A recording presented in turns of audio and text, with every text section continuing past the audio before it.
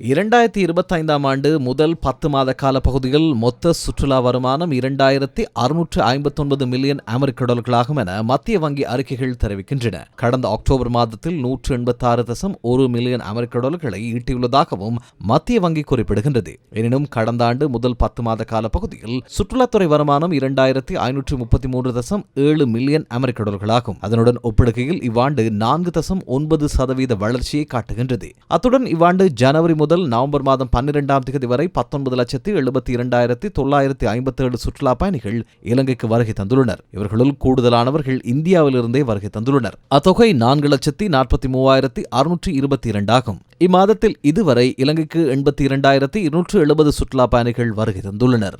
சிங்கராஜ வனத்தை பார்வையிட களவான பகுதி பிரவேசம் ஊடாக வருகை தரும் சுற்றுலா பயணிகளின் எண்ணிக்கை அதிகரித்துள்ளது. இம்மாதத்தில் மாத்திரம் 10,000க்கும் மேற்பட்ட சுற்றுலா பயணிகள் இப்பிரவேசத்தின் ஊடாக வருகை தந்துள்ளனர். வெளிநாட்டு பறவை இனங்கள் உள்ளிட்ட உள்நாட்டு பறவைகளும் இக்கால பகுதியில் கூடுதலாக காண முடியும் என சிங்கராஜ வன மேற்பார்வையாளர் தெரிவித்துள்ளார்.